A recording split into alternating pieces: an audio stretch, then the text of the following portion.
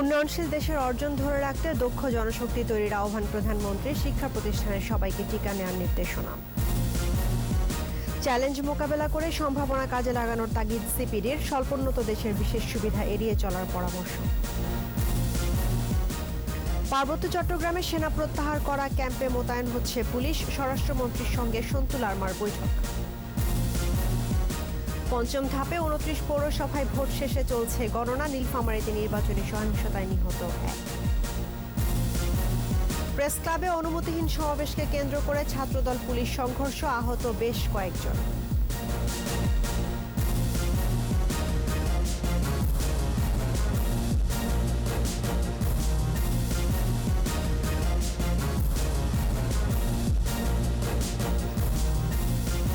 শুনছিলেন first security ইসলামী bank limited সংবাদ শিরোনাম। আমন্ত্রণ জানাচ্ছি সন্ধ্যা ৭:২১ সংবাদে। আপনাদের সঙ্গে আছি রাহনুমা রাহিম। দর্শক, একুশে টেলিভিশনের সংবাদ একই সাথে সরাসরি দেখতে পাবেন আমাদের ফেসবুক পেজ www.facebook.com/2124 অনলাইনে। Mega spider ceiling fan, mega বাতাসে শান্তির পরশ। এছাড়া সংবাদে আরও থাকছে, আন্তর্জাতিক অঙ্গনে বাংলা ভাষার মর্যাদা বাড়াতে যুক্তরাষ্ট্রের পদক্ষেপ। মার্কিন কংগ্রেসে রেজুলেশন উত্থাপন।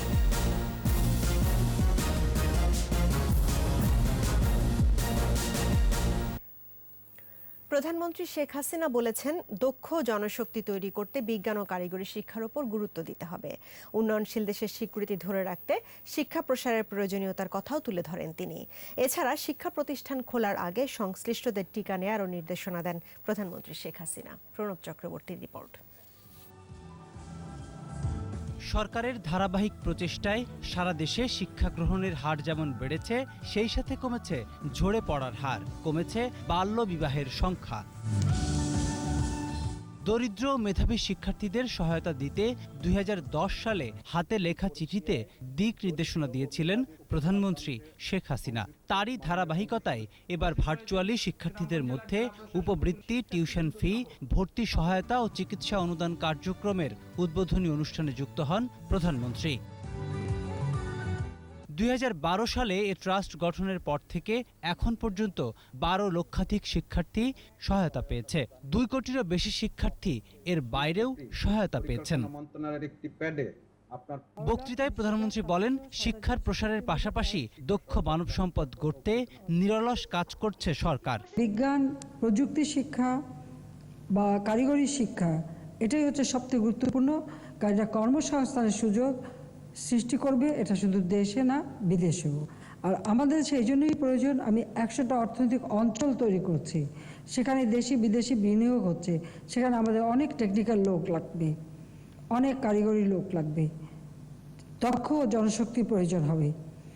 সেই দক্ষ জনশক্তি আমরা সৃষ্টি করতে চাই। উন্নয়নশীল রাষ্ট্রের মর্যাদা ধরে রাখতে শিক্ষার হার বাড়ানোর পাশাপাশি গুণগত মান বৃদ্ধির উপরও গুরুত্ব দেন সরকার প্রধান। উন্নয়নশীল দেশ হিসেবে আমরা যে স্বীকৃতি পেয়েছি, সেটা আমাদেরকে ধরে রাখতে হবে, এবং ধরে রাখার জন্যই দরকার শিক্ষার প্রসার এবং উপযুক্ত দক্ষ কারিগর এবং নাগরিক। ৩০ মার্চ শিক্ষা প্রতিষ্ঠান খোলার আগে সবাইকে টিকা নেওয়ার নির্দেশনা দেন প্রধানমন্ত্রী। ৩০ মার্চ আমরা সব শিক্ষা প্রতিষ্ঠান খুলতে সক্ষম হব। ইতিমধ্যে এই শিক্ষা প্রতিষ্ঠানের যত শিক্ষক কর্মচারী যারা আছে, সকলকেই টিকা নিতে হবে। সেই টিকা দেওয়ার ব্যবস্থা নেওয়ার জন্য ইতিমধ্যেই আমরা স্বাস্থ্য মন্ত্রণালয়কে নির্দেশ দিয়ে দিয়েছি। পরে ভিডিও কনফারেন্সে কয়েকটি এলাকার শিক্ষার্থীদের সাথে কথা বলেন প্রধানমন্ত্রী শেখ হাসিনা। পড়াশোনা করবে কিনা সেই অঙ্গীকারটা। প্রণব চক্রবর্তী, একুশে টেলিভিশন, ঢাকা। উন্নয়নশীল দেশের মর্যাদা ধরে রাখতে সামনে থাকা চ্যালেঞ্জ উতরে সম্ভাবনাকে কাজে লাগানোর তাগিদ দিয়েছেন অর্থনীতিবিদ ডক্টর দেবপ্রিয় ভট্টাচার্য। এলডিসি সুবিধা বন্ধ হলে ৮ থেকে ১০% রপ্তানি কমতে পারে বলে জানিয়েছেন তিনি। এ অবস্থায় কৌশলপত্র প্রণয়নের তাগিদ দিয়েছেন সিপিডির সম্মানীয় ফেলো। স্বল্পোন্নত দেশের বিশেষ সুবিধার আসক্তি থেকেও বেরিয়ে আসার আহ্বান জানান এই অর্থনীতিবিদ। আরও জানাচ্ছেন আকবর হোসেন সুমন। স্বল্পোন্নত দেশের তালিকা থেকে বাংলাদেশের উত্তরণে জাতিসংঘের কমিটি ফর ডেভেলপমেন্ট পলিসির সুপারিশ নিয়ে এই আয়োজন। সাংবাদিকদের সাথে আলাপচারিতায় উত্তরণকালীন সময়ের সম্ভাবনা ও পদক্ষেপ কি হবে তা নিয়ে নিজের মত তুলে ধরেন সেন্টার ফর পলিসি ডায়ালগের সম্মানীয় ফেলো ডক্টর দেবপ্রিয় ভট্টাচার্য। আপনি একদিকে সমস্যাকে অস্বীকার করবেন, আবার অপরদিকে বিশেষ সুবিধা বেশি সময় চাইবেন, এটা বৈপরীত্যের ভিতরে পড়ে যাবে। সেহেতু আমাদের ওই পরিবীক্ষণ ব্যবস্থার ভিতর খুব দ্রুত ঢুকতে হবে এবং এই আমাদের যে উত্তরণকালীন কৌশলটাকে সাথে এটাকে যুক্ত করতে হবে। উন্নয়নশীল দেশের স্বীকৃতিতে চ্যালেঞ্জও কম নয়। রপ্তানি কমে যাওয়া কিংবা ঔষধ শিল্পে শিথিলতা হ্রাসের আশঙ্কা থাকবে বলে মনে করেন এই অর্থনীতিবিদ। বিনিয়োগকে সামনে নিয়ে আসা, এটি কর্মসংস্থানের ক্ষেত্রে বড় ভূমিকা পালন করতে পারে।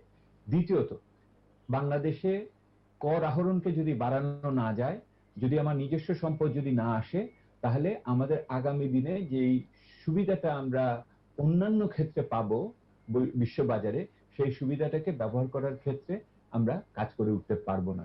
অভ্যন্তরীণ উৎস থেকে কর আহরণ বৃদ্ধি, ব্যক্তি খাতে বিনিয়োগের সহযোগী আবহ তৈরি এবং শিক্ষা, স্বাস্থ্য ও সামাজিক সুরক্ষার মান বৃদ্ধিরও পরামর্শ দেন তিনি। কোর প্রায়োরিটি হলো দেশের ভিতরে ট্যাক্স আদায় বাড়ানো, দেশের ভিতরে আপনার প্রত্যক্ষ বৈদেশিক বিনিয়োগের পরিবেশ উন্নত করা, দেশের ভিতরে আপনার স্বাস্থ্য এবং শিক্ষা খাতের মান উন্নয়ন করা এবং আমাদের জলবায়ু বিপর্যয়কে ঠেকানো, এই সমস্ত জিনিসই অনেক বেশি গুরুত্বপূর্ণ হিসেবে আমাদের দেখতে হবে বলে আমি মনে করি। 2026 সালে স্বল্পোন্নত দেশের তালিকা থেকে মুক্ত হবে বাংলাদেশ। এ অর্জন ধরে রাখতে অর্থনীতির কাঠামোগত পরিবর্তনেরও পরামর্শ দেন এই অর্থনীতিবিদ। দেশের ভিতরে অর্থনীতির কাঠামোগত পরিবর্তন আনার জন্য। আকবর হোসেন সুমন, 21 টেলিভিশন, ঢাকা। পার্বত্য শান্তি চুক্তি অনুযায়ী যেসব ক্যাম্প থেকে সেনাবাহিনী প্রত্যাহার করা হয়েছিল, আইন শৃঙ্খলা রক্ষায় সেসব ক্যাম্পে পুলিশ মোতায়েন করা হবে বলে জানিয়েছেন স্বরাষ্ট্রমন্ত্রী আসাদুজ্জামান খান কামাল। দুপুরে সচিবালয় সন্তুল আরমার সাথে বৈঠক শেষে মন্ত্রী আরও বলেন, পাহাড়ে সন্ত্রাস বন্ধ সহ সার্বিক নিরাপত্তা নিয়ে আলোচনা হয়। বিস্তারিত সাইদুল ইসলামের রিপোর্টে। র্যাব ফোর্সেসের শহীদদের আত্মত্যাগের স্মরণে নির্মিত বিজ্ঞাপন চিত্র মৃত্যুঞ্জয়ী সাহসে মানুষের পাশে উদ্বোধন করেন স্বরাষ্ট্রমন্ত্রী। পরে তিনি অনসাইট আইডেন্টিফিকেশন অ্যান্ড ভেরিফিকেশন সিস্টেমেরও উদ্বোধন করেন। এ সিস্টেম ব্যবহার করে অপরাধীদের অতীত কর্মকাণ্ড চিহ্নিত করতে পারবে র্যাব। ক্রিমিনাল আইডেন্টিফিকেশন তো বটেই, যে কেউকে তারা শনাক্ত করতে পারবেন যে তার নামটা কি, তার পরিচয়টা কি। এর আগে স্বরাষ্ট্রমন্ত্রীর সাথে বৈঠক করেন পার্বত্য চট্টগ্রাম আঞ্চলিক পরিষদের চেয়ারম্যান শান্তুল আরমাম। বৈঠক নিয়ে এক প্রশ্নের জবাবে স্বরাষ্ট্রমন্ত্রী বলেন, পার্বত্য জেলাগুলোতে নানা অপরাধ বাড়ছে। 3 পার্বত্য জেলায় মাঝে মাঝেই রক্তক্ষরণ হচ্ছে, আমাদের অনাকাঙ্ক্ষিতভাবে রক্তের বন্যা বইই চলছে। চাঁদাবাজির কথা বলছেন, আমরা শান্তুল আরমা সাহেবকে এটাও বলেছি যে খুন খারাপই নয়, চাঁদাবাজি হচ্ছে। আমরা অস্ত্রের কথা বলছি, যে বিভিন্ন অস্ত্রে ঝনঝনানির শব্দ আমরা শুনছি। তো উনি সব বিষয় নিয়ে আমাদেরকে সহযোগিতা করবেন বলে আমাদের সঙ্গে ঐক্যমত প্রকাশ করে। অপরাধ দমনের শান্তি চুক্তি অনুযায়ী যেসব এলাকা থেকে সেনাবাহিনীর সদস্যদের প্রত্যাহার করা হয়েছিল, সেখানে পুলিশ মোতায়েন করা হবে। সব বিষয় নিয়ে খুঁটিনাটি আলাপ করেছি। শান্তি শৃঙ্খলা রক্ষার্থে আর্মিরা, আপনারা জানেন, সেই চুক্তি অনুযায়ী তারা অনেকগুলো ক্যাম্প ছেড়ে আসছে। ক্যাম্প ছেড়ে আসলে আমাদের তো শান্তি শৃঙ্খলা রক্ষা করতে হবে, সেই জন্যই আমরা সেই ক্যাম্পে আর্মির বদলে সেখানে আমরা পুলিশ মোতায়েন করার জন্য একটা সিদ্ধান্ত নিয়েছি। পাহাড়ে শান্তি প্রতিষ্ঠায় শান্তুল আরমা বেশ কিছু দাবি ও পদক্ষেপ নেওয়ার আহ্বান জানিয়েছেন বলেও জানান স্বরাষ্ট্রমন্ত্রী। তিনিও অনেক বিষয়ের কথা বলেছেন, যেগুলি নিয়ে আমাদের সঙ্গে তিনি আবারও বসবেন, এটাও বলে গিয়েছেন। সাইদুল ইসলাম, 21 টেলিভিশন, ঢাকা। পঞ্চম ধাপে 29 পৌরসভায় ভোট শেষে এখন চলছে গণনা। এরই মধ্যে বেসরকারি ফল আসতে শুরু হয়েছে। হবিগঞ্জে আওয়ামী লীগের আতাউর রহমান সেলিম নির্বাচিত, মানিকগঞ্জের সিংগাইরে আওয়ামী লীগের আবু নাইম মোহাম্মদ বাশার, কিশোরগঞ্জের ভৈরবে আওয়ামী লীগের ইফতেখার হোসেন বেনু নির্বাচিত হয়েছেন।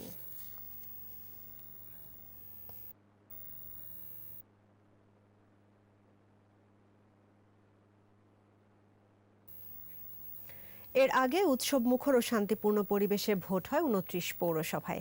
একই সাথে শূন্য পদে ভোট হয়েছে ঝিনাইদহের শৈলকুপা, রাজশাহীর পবা, ফরিদপুরের মধুখালী এবং কুমিল্লার দেবিদ্বার উপজেলা পরিষদে। এদিকে নীলফামারী সৈয়দপুরে 2 কাউন্সিলর প্রার্থী সমর্থকদের সংঘর্ষে 1 জন নিহত হয়েছে। আহত হয় 2 জন। কয়েকটি স্থানে বিএনপি ও জাতীয় পার্টি প্রার্থীরা ভোট বর্জন করেছেন। প্রতিনিধিদের সহায়তায় আরও জানাচ্ছেন মাসুম আল ইসলাম। নীলফামারীর সৈয়দপুরে 2 কাউন্সিলর প্রার্থী সমর্থকদের মধ্যে সংঘর্ষে ছোটন অধিকারী নামে 1 জনের মৃত্যু হয়েছে। দুপুরে পৌরসভার 5 নম্বর ওয়ার্ডের সৈয়দপুর মহিলা কলেজ কেন্দ্রে এ ঘটনা ঘটে। এ ঘটনায় আহত 2 জনকে সৈয়দপুর উপজেলা স্বাস্থ্য কমপ্লেক্সে ভর্তি করা হয়েছে। এর আগে উৎসবমুখর পরিবেশে সকাল 8টা থেকে ভোট গ্রহণ শুরু হয়। সকালে উপস্থিতি কিছুটা কম থাকলেও বেলা বাড়ার সাথে সাথে বাড়ে ভোটার উপস্থিতি। নারী ভোটারের উপস্থিতি ছিল তুলনামূলক বেশি। শান্তিপূর্ণ ভোট হয়েছে ভোলা, চরফ্যাশন, জয়পুরহাট, মাদারীপুর, শিবচর, কিশোরগঞ্জের ভৈরব, ময়মনসিংহের নান্দাইল, যশোরের কেশবপুর, ঝিনাইদহের কালীগঞ্জ ও মহেশপুর, চট্টগ্রামের রাঙ্গুনিয়া, মিরসরাই ও বারৈরহাট, জামালপুরের ইসলামপুর, মাদারগঞ্জ ও সদর, মানিকগঞ্জের সিংগাইর এবং রংপুরের হারাগাছ পৌরসভায়। সুস্থ হয়েছে, কোনো অসুবিধা হয় না, না কেউ বাধা দেয় না। আমরা চাই যে ভোট পাক সে যেন আমাদের দেশের জন্য ভালো কিছু করতে পারে। এছাড়া গাজীপুরের কালীগঞ্জ, রাজশাহী চারঘাট, দুর্গাপুর, চাঁপাইনবাবগঞ্জের নাচল, বগুড়া, জয়পুরহাট, হবিগঞ্জ, চাঁদপুরের শাহরাস্তি, মতলব, ব্রাহ্মণবাড়িয়া, লক্ষ্মীপুরের রায়পুর সহ সবখানেই ছিল শান্তিপূর্ণ পরিবেশ। এবার আমরা খুব সুন্দর এবং সুষ্ঠুভাবে শান্তিপূর্ণভাবে ভোট দিলাম। ইভিএম মেশিনের ভোটটা সুষ্ঠু এবং নির্ভরযোগ্য। এদিকে নানা অনিয়মের অভিযোগে নীলফামারী সৈয়দপুরে ভোট বর্জন করেছেন জাতীয় পার্টির প্রার্থী। রাজশাহীর চারঘাট ও ঝিনাইদহের মহেশপুর পৌরসভায় বিএনপির প্রার্থী ভোট বর্জন করেন। কোনো সেন্টারে আমাদের কর্মীদেরকে থাকতে দেওয়া হচ্ছে না, এটা সুষ্ঠু বিচারের দাবি জানাই এবং আমি এই মুহূর্তে ভোট বর্জন করলাম। প্রতিবাদ জানাই নতুন করে অর্থাৎ পুনর্নির্বাচনের দাবি আমি জানাচ্ছি। নির্বাচন সংশ্লিষ্ট কর্মকর্তাদের কারণে অবাধ, সুষ্ঠু এবং নিরপেক্ষ হচ্ছে না। এই অবস্থায় আমি এই নির্বাচন থেকে সরে দাঁড়াচ্ছি এবং এই নির্বাচন বর্জন করছি। চট্টগ্রামের রাউজানের সকল পদে এবং মিরসরাই ও মাদারীপুরের শিবচরে বিনা প্রতিদ্বন্দ্বিতায় মেয়র নির্বাচিত হয়েছেন। সকাল 8টা থেকে শুরু হয়ে কোনো বিরতি ছাড়া ভোট চলে বিকাল 4টা পর্যন্ত। Masuma Lisa, 21 television. জাতীয় প্রেস ক্লাবের সামনে জাতীয়তাবাদী ছাত্রদলের নেতাকর্মীদের সাথে পুলিশের সংঘর্ষ হয়েছে। এ ঘটনায় বেশ কয়েকজন আহত হয়েছে। অনুমতি না থাকায় ছাত্রদলের সমাবেশে বাধা দেয় পুলিশ। এক পর্যায়ে ছাত্রদল কর্মীরা পুলিশের ওপর ইটপাটকেল নিক্ষেপ করলে সংঘর্ষ বাধে। পুলিশও লাঠিচার্জ এবং টিয়ারশেল নিক্ষেপ করে পরিস্থিতি নিয়ন্ত্রণে আনে। সংঘর্ষে বেশ কয়েকজন পুলিশও আহত হন। রিপোর্টে আরও জানাচ্ছেন জসিম জুয়েল। বিএনপির প্রতিষ্ঠাতা জিয়াউর রহমানের খেতাব বাতিলের প্রস্তাব এবং লেখক মুস্তাকের মৃত্যুর প্রতিবাদে জাতীয় প্রেস ক্লাবের সামনে বিক্ষোভ সমাবেশের কর্মসূচি ছিল ছাত্রদলের। তবে পুলিশ প্রশাসনের অনুমতি না থাকায় সমাবেশকে কেন্দ্র করে প্রথমে বাকবিতণ্ডা হয়। এক পর্যায়ে ছাত্রদলের কর্মীরা পুলিশের উপর চড়াও হলে পুলিশ কিছুটা পিছু হাঁটে।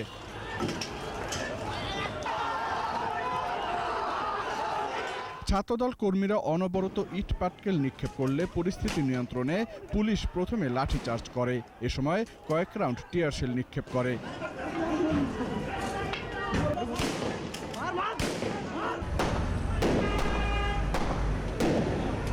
এ ঘটনায় পুলিশ, গণমাধ্যম কর্মী সহ বেশ কয়েকজন আহত হয়। যান চলাচল বিঘ্নিত হয় প্রেস ক্লাব এলাকায়।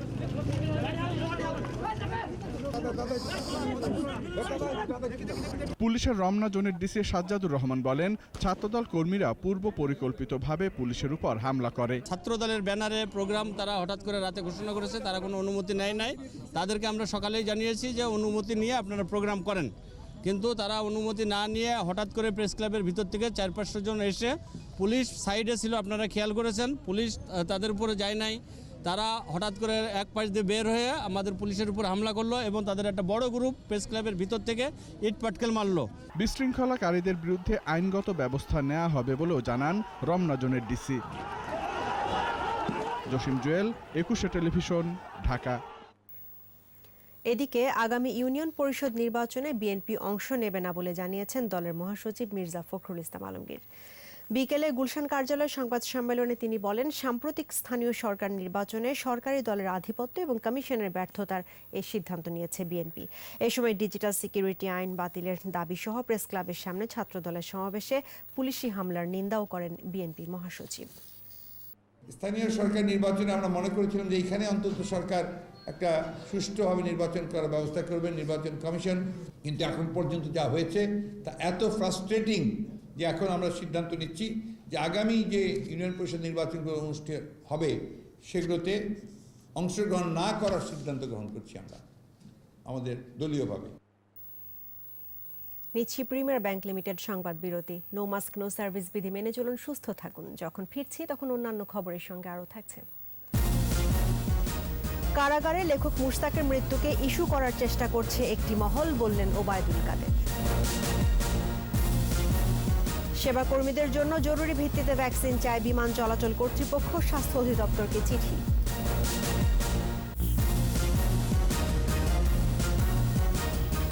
আবারও আমন্ত্রণ সন্ধ্যা 7টার 21 সংবাদে। কারাগারে লেখক মুশতাক আহমেদের মৃত্যুর বিষয়টি দুঃখজনক উল্লেখ করে এই ইস্যুতে একটি মহল ঘোলা পানিতে মাছ শিকারের চেষ্টা করছে বলে মন্তব্য করেছেন আওয়ামী লীগের সাধারণ সম্পাদক ওবায়দুল কাদের। সরকারি বাসভবন থেকে বিআরটিএ আয়োজিত সেবা সপ্তাহের উদ্বোধনী অনুষ্ঠানে যুক্ত হয়ে তিনি আশা প্রকাশ করেন তদন্তের মাধ্যমে মুশতাকের মৃত্যুর কারণ উন্মোচিত হবে। এ সময় বাংলাদেশের প্রেক্ষাপটে ডিজিটাল নিরাপত্তা আইনের প্রয়োজনীয়তা উল্লেখ করে আইনের অপপ্রয়োগ যাতে না হয় এ বিষয়ে সতর্ক থাকতে সংশ্লিষ্টদের আহ্বান জানান ওবায়দুল কাদের।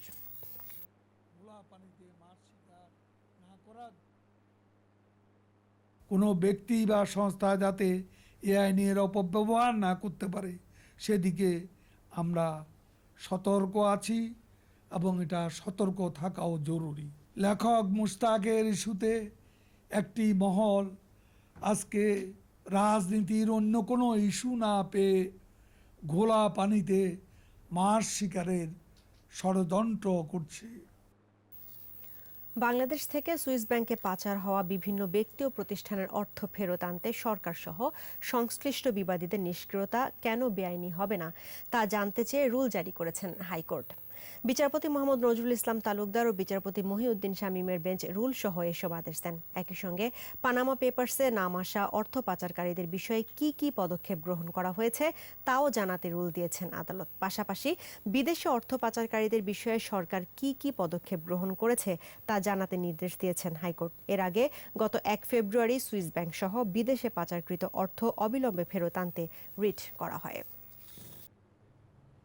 মানি লন্ডারিংয়ের মাধ্যমে অর্থ পাচারের ঘটনাগুলা তদন্তের জন্য কেন আলাদা একটা তদন্ত টিম করা হবে না সেই বিষয়ে, এবং সুইস ব্যাংকের জব্দকৃত টাকা ফেরত আনার বিষয়ে ব্যর্থতা কেন অবৈধ করা ঘোষণা করা হবে না। সুইস ব্যাংক থেকে টাকা আনার যেই প্রসেস সেটা আমাদের কি অবস্থান, এছাড়া খুব আলোচিত পানামা পেপারসের কি অবস্থান আমরা সেটা বলেছি, অনুসন্ধানাধীন আছে।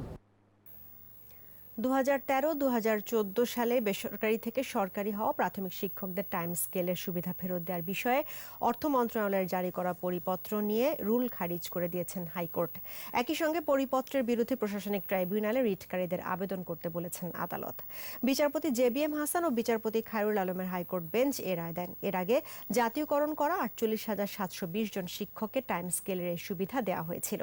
তবে 2020 সালের 12 আগস্ট বেসরকারি থেকে সরকারি হওয়া প্রাথমিক শিক্ষকদের টাইম স্কেলের সুবিধা ফেরত দেওয়ার বিষয়ে অর্থ মন্ত্রণালয় একটি পরিপত্র জারি করে। তবে ওই পরিপত্রের বৈধতা চ্যালেঞ্জ করে শিক্ষকরা হাইকোর্টে রিট করেন। পরে হাইকোর্ট পরিপত্র স্থগিত করে এবং এ বিষয়ে রুল জারি করেন। তবে এই আদেশের বিরুদ্ধে রাষ্ট্রপক্ষ আপিল বিভাগে আবেদন করে। আগামী স্বপ্ন পূরণে দীর্ঘমেয়াদী ও যথাযথ পরিকল্পনা নিয়ে সরকার কাজ করছে বলে জানিয়েছেন তথ্য ও যোগাযোগ প্রযুক্তি প্রতিমন্ত্রী জুনায়েদ আহমেদ পলক। রাজধানীর একটি হোটেলে সিলেটে বঙ্গবন্ধু শেখ মুজিব হাইটেক পার্কে র্যাঙ্কস ইলেকট্রনিক্স লিমিটেডকে 32 একর জমি বরাদ্দ দেওয়া উপলক্ষে চুক্তি সই অনুষ্ঠানে যোগ দেন প্রতিমন্ত্রী। করোনা মোকাবেলায় তথ্য প্রযুক্তির উপযুক্ত ব্যবহার নিশ্চিত করা হয়েছে উল্লেখ করে প্রতিমন্ত্রী বলেন, 2025 সালের মধ্যে প্রযুক্তি খাতে 30 লাখ দক্ষ মানব সম্পদ গড়ে তোলা হবে। এ সময় প্রযুক্তি খাতের বিনিয়োগকারীদের সব রকম সহায়তার আশ্বাস দেন হাইটেক পার্ক কর্তৃপক্ষের ব্যবস্থাপনা পরিচালক হোসনে আরা বেগম। সিলেটে 32 একর জায়গায় বানাবে তার একটা তালিকা কিন্তু আপনারা শুনেছেন। সেখানে smart television, electronics, digital device, refrigerator, home appliance, এই সব কিছু মিলিয়ে আমাদের সেখানে যে 6,000 কর্মসংস্থান আগামী 3 বছরে তৈরি হবে। এভাবে আমাদের লক্ষ্য হচ্ছে যে আমরা 23 সালের মধ্যে আমাদের mobile handset, laptop, refrigerator, electronics এই জায়গাগুলোতে আরও 50,000 কর্মসংস্থান তৈরি করা। কোভিড-19-এ 24 ঘন্টায় 8 জনের মৃত্যু হয়েছে। মৃতের সংখ্যা বেড়ে 8,408। করোনায় মৃত্যু হার 1.54%। স্বাস্থ্য অধিদপ্তরের তথ্য অনুযায়ী 359তম দিনে দেশে 13,411 জনের নমুনা পরীক্ষায় শনাক্তের সংখ্যা 385। মোট শনাক্ত 5,46,216। নতুন 817 জন সহ সুস্থ 4,96,924 জন। করোনায় দৈনিক সংক্রমণ হার 2.87%। এ পর্যন্ত শনাক্ত হার 13.51% এবং সুস্থতার হার 90.98%। দেশে এখন পর্যন্ত করোনা পরীক্ষা হয়েছে 40 লাখের বেশি। জরুরি সেবায় নিয়োজিত কর্মীদের জন্য দ্রুত করোনা ভ্যাকসিন চায় বেসামরিক বিমান চলাচল কর্তৃপক্ষ বেবিচক। এরই মধ্যে টিকা চেয়ে স্বাস্থ্য অধিদপ্তরকে চিঠিও দিয়েছে সংস্থাটি। বেবিচক চেয়ারম্যান জানান, বিভিন্ন বিমানবন্দর ও এয়ারলাইন্সের কর্মকর্তাদের জন্য অগ্রাধিকার ভিত্তিতেই টিকার প্রয়োজন। জসিম জুয়েলের আরও একটি রিপোর্ট। করোনাকালে থমকে যায় গোটা পৃথিবী, তবে ভয়ভীতি দূরে সরিয়ে বিমানবন্দরের সেবা নিশ্চিত করে গেছেন এয়ারলাইন্সের সঙ্গে জড়িত কর্মীরা। অনেকে করোনা আক্রান্ত হয়েছেন, মারাও গেছেন অনেকেই। তাই টিকা প্রয়োগে এয়ারলাইন্স কর্মীদের অগ্রাধিকার দেওয়ার আহ্বান জানিয়েছেন বেসামরিক বিমান চলাচল কর্তৃপক্ষ। সংস্থাটির চেয়ারম্যান বলেন, সারা দেশে সব বিমানবন্দরে নিয়োজিত কর্মীরা যাতে টিকা পায় সে বিষয়ে স্বাস্থ্য অধিদপ্তরের সঙ্গে কথা হয়েছে, যদিও স্বাস্থ্য অধিদপ্তর এখনও তাদের কিছুই জানায়নি। স্বাস্থ্য অধিদপ্তরকে আমরা অনুরোধ করেছি যে আমাদেরকে ওই কনসিডারেশন রেখে যারা এয়ারলাইন্সের সাথে আমাদের যে এয়ারলাইনের ক্রু, তারপরে যারা সম্পৃক্ত আছে সরাসরি এই বিমানবন্দরে যারা সম্পৃক্ত আছে, সিভিল এভিয়েশনে যারা, সকলের জন্যই আমি ভ্যাকসিনটাকে প্রায়োরিটিতে দেওয়ার জন্য অনুরোধ করেছি। বেবিচকের নিজস্ব কর্মী রয়েছে প্রায় 4,000। এছাড়াও বিমানবন্দরে নিয়োজিত আনসার, এফসেক, এপিবিএন সহ অন্যান্য আরও অনেক সংস্থার কর্মী দায়িত্ব পালন করে। সবারই একযোগে টিকা নিশ্চিত করা দরকার বলেই মনে করেন বেবিচক চেয়ারম্যান। যেমন এখানে আমার প্রায় 3,500 লোক আছে ঢাকাতে। তাই এখানে শুধু বিমানবন্দর না, আমাদের সিভিল এভিয়েশন, এখানে আমাদের আনসার আছে, আমাদের স্বাস্থ্যকর্মী আছে, আমাদের ইমিগ্রেশন আছে, সবাই মিলেই কিন্তু যেসব কম্পোনেন্টগুলো কাজ করছে সকলেই কিন্তু ওই হিসেবে অগ্রাধিকার পাওয়ার যোগ্য। দ্রুত টিকা পেলে এয়ারলাইন্সে কর্মরত কর্মীদের মাঝ থেকে ভয় দূর হবে, বাড়বে সেবার মান। জসিম জুয়েল, 21 টেলিভিশন, ঢাকা। আন্তর্জাতিক অঙ্গনে বাংলা ভাষার মর্যাদা প্রতিষ্ঠা আরও এক ধাপ এগুলো। এবার যথাযথ মর্যাদায় আন্তর্জাতিক মাতৃভাষা দিবস পালনে মার্কিন কংগ্রেসে উত্থাপিত হয় রেজুলেশন। জর্জিয়া স্টেট সিনেটেও দিবসটি পালনে পাশ হয় প্রস্তাবনা। ভাষার মর্যাদা প্রতিষ্ঠার আন্দোলন শুধু ফেব্রুয়ারিতে সীমাবদ্ধ না রেখে বছর জুড়ে অব্যাহত রাখার আহ্বান জানান মার্কিন কংগ্রেসম্যান সহ প্রবাসী বাঙালিরা। রিপোর্টে আরও জানাচ্ছেন দুলি মল্লিক।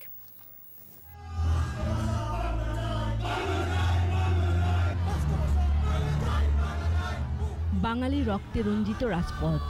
1952 সালের 21শে ফেব্রুয়ারি সালাম রফিক জব্বার বরকতের রক্তে রচিত হয় মাতৃভাষা বাংলার রাষ্ট্রীয় স্বীকৃতি। বাঙালির এই অধিকার আদায়ের আন্দোলন সীমানা পেরিয়ে ছড়িয়ে পড়ে পুরো বিশ্বে, যার ধারাবাহিকতায় 21শে ফেব্রুয়ারি স্বীকৃতি পায় আন্তর্জাতিক মাতৃভাষা দিবস হিসেবে। এর মধ্য দিয়ে শুধু বাংলা নয়, বিশ্বের সব ভাষার মর্যাদা প্রতিষ্ঠিত হয়। জাতিসংঘ সহ বিভিন্ন দেশে দিবসটি পালিত হলেও উদ্যোগের অভাবে অনেক দেশ পিছিয়ে রয়েছে। আর এই কারণেই রেজুলেশন উত্থাপন করে ভাষার তাৎপর্য জানা ও সচেতনতা বাড়ানোর উদ্যোগ নিয়েছে মার্কিন Congress. International Mother Language Day is an important day to promote the diversity of languages around the world and in our own nation, and to commemorate those who have fought for the right for their language to be recognized. Georgia state সিনেটও একই ধরনের resolution পাশ করেছে। বাংলাদেশি বংশোদ্ভূত মার্কিন senator Sheikh Rahman ভবিষ্যৎ প্রজন্মকে বাংলা ভাষা ও সংস্কৃতির সঙ্গে পরিচয় করে দেওয়ার উপর গুরুত্ব আরোপ করেন। I want to pass on the Bengali language to the next generation of Bangladeshi American. পররাষ্ট্রমন্ত্রী ডক্টর এ.কে. আব্দুল মোমেন বলেন, পরিচর্যার অভাবে পৃথিবী থেকে বিলুপ্ত হয়ে যাচ্ছে অনেক ভাষা। রক্ষার জন্য আন্তর্জাতিক পর্যায়ে আরও উদ্যোগের তাগিদ দেন তিনি। প্রায় 7,000 পৃথিবীর ভাষা, প্রতিদিন অনেক ভাষা নিখোঁজ শেষ হয়ে যাচ্ছে। যেমন ভাষার সাথে একটা সংস্কৃতির নিজের ঐতিহ্য সেইগুলো যাতে ধ্বংস না হয়, সেই জন্যে এই 21শে ফেব্রুয়ারিটা ঐতিহ্য। তথ্য অনুযায়ী বিশ্বে মোট ভাষার সংখ্যা 7,000-এর বেশি। এর মধ্যে আগামী 100 বছরে বিলুপ্তের পথে রয়েছে 2,000-এরও বেশি ভাষা। দুলি মল্লিক, 21 টেলিভিশন। নিচ্ছি প্রিমিয়ার ব্যাংক লিমিটেড সংবাদ বিরতি। নো মাস্ক নো সার্ভিস বিধি মেনে চলুন, সুস্থ থাকুন। যখন ফিরছি তখন অন্যান্য খবরের সঙ্গে আরও থাকছে। সবাইকে নিয়ে সামনে এগোতে চান চট্টগ্রামের নতুন মেয়র, পরিবেশ বান্ধব নগর গড়ার অঙ্গীকার। মিয়ানমারে বিক্ষোভ দমনে পুলিশের গুলিয়ে নিহত 7, বিভিন্ন শহরে ব্যাপক ধরপাকড়।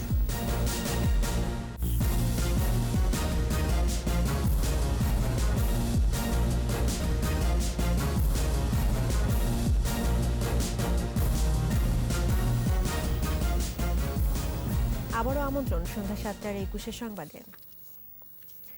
সামাজিক যোগাযোগ মাধ্যম ফেসবুকে পেজের মাধ্যমে নিষিদ্ধ সেক্স টয় বিক্রির অভিযোগে 6 জনকে গ্রেফতার করেছে পুলিশের অপরাধ তদন্ত বিভাগ সিআইডি। রাজধানীর মালিবাগে সিআইডির প্রধান কার্যালয়ের সংবাদ সম্মেলনে অতিরিক্ত ডিআইজি কামরুল হাসান জানান, শনিবার রাজধানীর বিভিন্ন এলাকা থেকে চক্রের সদস্যদের গ্রেফতার করা হয়। চক্রটি দীর্ঘদিন ধরে 32টি পেজে এসব নিষিদ্ধ পণ্য বিক্রি করে আসছে। সিএনএফ এজেন্টদের ঘুষ দিয়ে এসব পণ্য দেশে আনা হতো। আটকদের বিরুদ্ধে রাজধানীর পল্টন থানায় বিশেষ ক্ষমতা ও ডিজিটাল নিরাপত্তা আইনে মামলা করেছে সিআইডি।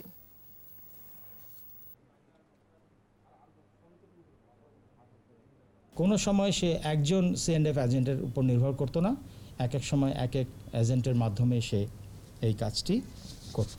এই চক্রের মধ্যে যারা আরও আছে তাদের ব্যাপারেও আমাদের অনুসন্ধান কার্যক্রম চলমান আছে। আমরা আশা করছি যে এই পুরো চক্রটিকেই আমরা ধরতে সক্ষম হব খুব শীঘ্রই। জরিমানা আর সচেতনতা বৃদ্ধির মধ্য দিয়ে শেষ হলো ঢাকা উত্তর সিটি কর্পোরেশনের 7 দিনব্যাপী বিশেষ মশক নিধন অভিযান। সকালে রাজধানীর খিলগাঁ এলাকায় অভিযানের সময় সড়ক, নর্দমা, জলাশয় পরিদর্শন করেন ডিএনসিসি কর্মকর্তারা। দীর্ঘদিন জমে থাকা আবর্জনা পরিষ্কার করে অপসারণ করা হয় এই সময়। পরে মশার প্রজননস্থল ধ্বংস করে কীটনাশক প্রয়োগ করা হয়। মশার লার্ভা ও বংশবিস্তার উপযোগী পরিবেশ যাতে তৈরি না হয় সেজন্য জনসাধারণের সংশ্লিষ্টতা প্রয়োজন বলে জানিয়েছে ডিএনসিসি। স্ট্যাগন্যান্ট হয়ে যাচ্ছে পানিটা, এর ফলেই কিন্তু এখানে লার্ভা উৎপাদন হচ্ছে এবং আমাদের কিন্তু এই যে অ্যাডাল্ট মশা বা যেটার অত্যাচার বা যেটার দ্বারা আমরা খুবই বেশি বিরক্ত হচ্ছি, তো সেই ধরনের অ্যানোয়েন্স যেটা বলি আমরা, সেই ধরনের কিন্তু পরিবেশটা কিন্তু তৈরি হচ্ছে। এক্ষেত্রে সকলেরই কিন্তু একটা আমি বলবো যে সজাগ দৃষ্টি এবং সকলকেই জাগ্রত হতে হবে আর কি। সবার মতামত নিয়ে অতীতকে পেছনে ফেলে সামনের দিকে এগোতে চান চট্টগ্রাম সিটির নবনির্বাচিত মেয়র এম রেজাউল করিম চৌধুরী। চট্টগ্রামকে নান্দনিক, পরিবেশ বান্ধব ও বসবাস উপযোগী হিসেবে গড়ে তুলতে চান তিনি। আর সদ্য সাবেক প্রশাসক খোরশেদ আলম সুজন জানিয়েছেন, সামনের দিকে এগোতে সবার আগে সিটি কর্পোরেশনকে দুর্নীতিমুক্ত করতে হবে। ইফরাজ নূরের ক্যামেরায় একরামুল হকের রিপোর্ট, জানাচ্ছেন সমর ইসলাম। নির্বাচনী ইশতেহারের 37 দফায় জলাবদ্ধতা নিরসন, পরিচ্ছন্নতা এবং দখলদার উচ্ছেদ সহ আধুনিক নগরী গড়ে তোলার উপর গুরুত্ব দেন নবনির্বাচিত মেয়র রেজাউল করিম চৌধুরী।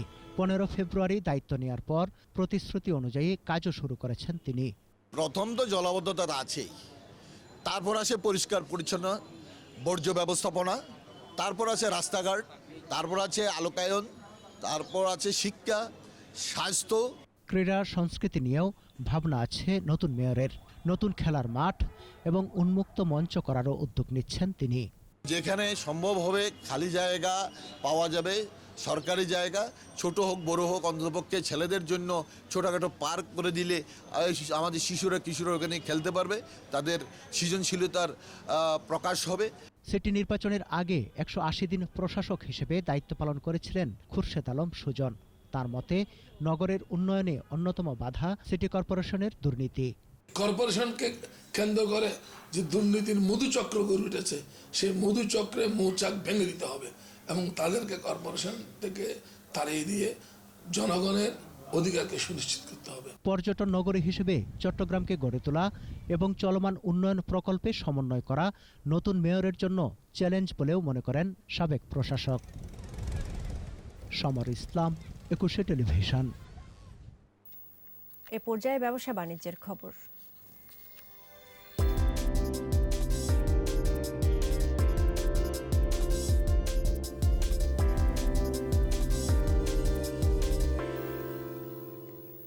বাংলাদেশে নিজেদের প্রায় 5.5 দশকের পথ চলা উদযাপন উপলক্ষে যাত্রা লাল সবুজের দেশে ইউনিলিভারের গল্প নামে বই প্রকাশ করেছে শীর্ষস্থানীয় বহুজাতিক প্রতিষ্ঠান ইউনিলিভার বাংলাদেশ লিমিটেড।